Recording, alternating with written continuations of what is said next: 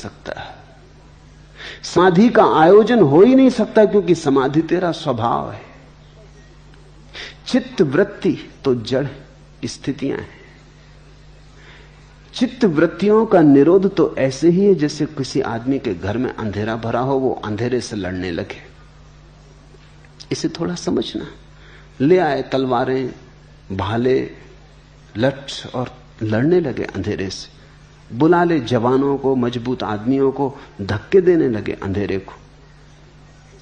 क्या वो जीतेगा कभी?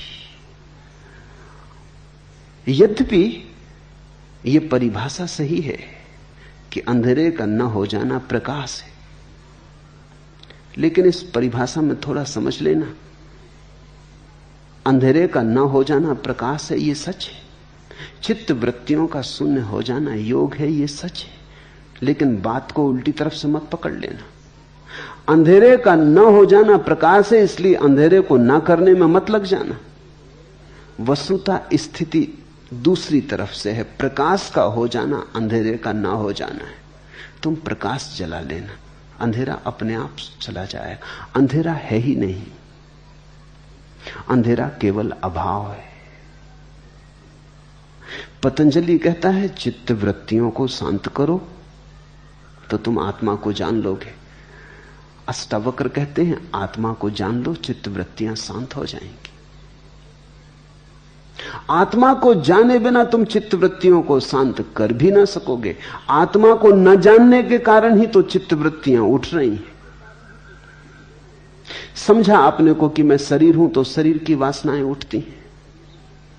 समझा अपने को कि मैं मन हूं तो मन की वासनाएं उठती हैं। जिसके साथ तुम जुड़ जाते हो उसी की वासनाएं तुम में प्रतिछायित होती, प्रतिबिंबित होती हैं। तुम जिसके पास बैठ जाते हो उसी का रंग तुम पे चढ़ जाता है।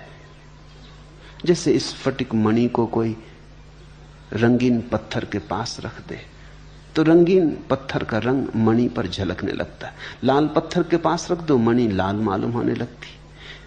नीले पत्थर के पास रख दो, मणि नीली मालूम होने लगती। ये सानिध्य दोष है। मणि नीली हो नहीं जाती, सिर्फ प्रतीत होती। अंधेरा केवल प्रतीत होता है नहीं। प्रकाश के न होने का नाम अंधेरा है। अंधेरे की अपनी कोई सत्ता नहीं, अपना कोई वास्तविक अस्तित्व नहीं। तो तुम अंधेरे से मत लड़ने लगना।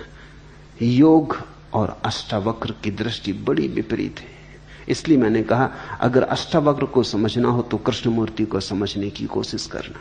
कृष्णमूर्ति अष्टावक्र का आधुनिक संस्करण है। ठीक आधुनिक भाषा में, आज की भाषा में कृष्णमूर्ति जो कह रहे हैं वो शुद्ध अष्टावक्र का सार है।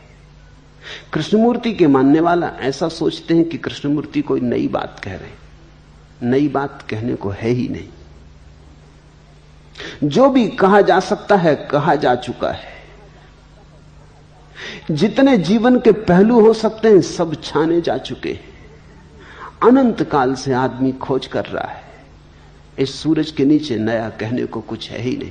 केवल भाषा बदलती है, आवरण बदलते हैं, वस्त्र बदलते हैं, समय के अनुसार नई धारणाओं का प्रयोग बदलता है, लेकिन जो कहा जा रहा है वो ठीक वही है। अष्टावक्र की भाषा अति प्राचीन है, कृष्णमूर्ति की भाषा अति नवीन है।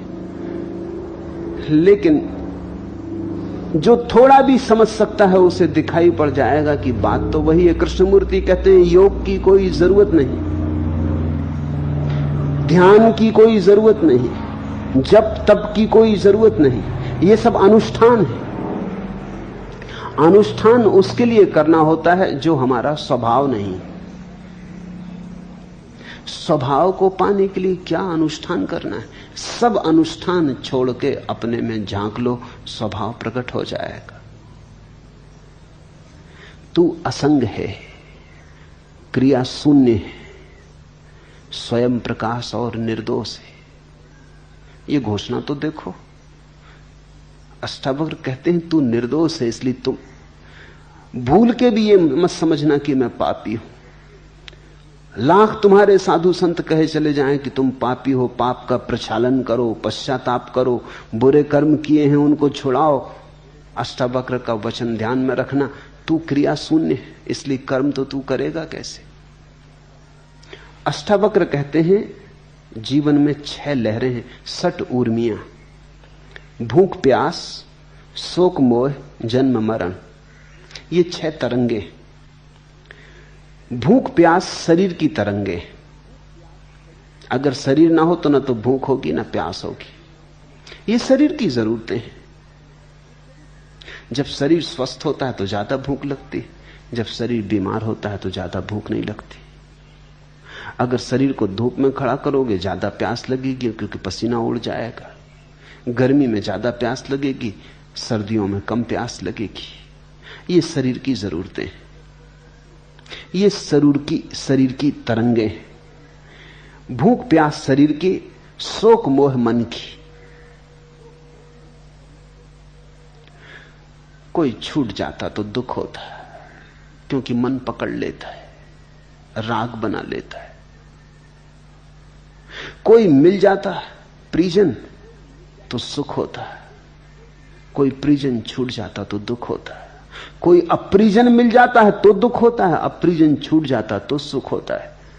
लेकिन ये मन के खेल है, आसक्ति और विरक्ति के खेल है, आकर्षण और विकर्षण के खेल है। जिस आदमी के भीतर मन ना रहा उसके भीतर फिर कोई शोक नहीं, कोई मोह नहीं। ये तरंगे मन की हैं और जन्म मरण तरंगे प्राण की हैं। जन्म होता श्वास के साथ, मृत्यु होती श्वास के विदा होने के साथ। इसलिए जैसे बच्चा पैदा होता है डॉक्टर फिक्र करता है जल्दी श्वास ले, रोए। रोने का अर्थ केवल इतना ही है कि रोएगा तो श्वास ले लेगा। रोने के झटके में श्वास का द्वार खुल जाएगा, रोने के झटके में बंद फेफड़ा काम करने लगेगा। अगर बच्चा नहीं रोता कुछ सेकंड के भीतर तो डॉक्टर उसे उल्टा लटका के उस पर चोट करता बच्चे के ऊपर, ताकि धक्के में श्वास चल पड़े। श्वास जन्म है। श्वास यानी प्राण की प्रक्रिया। जब आदमी मरता है तो श्वास समाप्त हो जाती, प्राण की प्रक्रिया बंद हो गई। प्रतिपल यही हो रहा है। श्वास भीतर आती तो जीवन भीतर आता, श्वास बाहर जाती तो जीवन बाहर जाता। प्रतिपल जन्म और मृत्यु घट रही है। हर आती श्वास जीवन है, हर जाती श्वास मौत है। तो मौत और जन्म तो प्रतिपल घट रहे हैं। ये प्राण की तरंगे। अष्टावक्र कहते हैं ये 6 ऊर्मियां हैं, तुम इन 6 के पार हो, इनके दृष्टा हो। इसलिए बुद्ध ने तो श्वास पर ही सारा का सारा अपना साधना की व्यवस्था खड़ी की। बुद्ध ने कहा एक ही काम पर्याप्त है कि तुम आती जाती श्वास को देखते रहो। क्या होगा आती जाती सांस को देखने से? धीरे धीरे अगर तुम जाती श्वास को देखो कि श्वास बाहर गई, आती श्वास को देखो श्वास भीतर आई, तो बीच में तुम थोड़े समय ऐसे भी पाओगे जब श्वास स्थिर हो जाती। हरिओम तत्सत। आज इतना।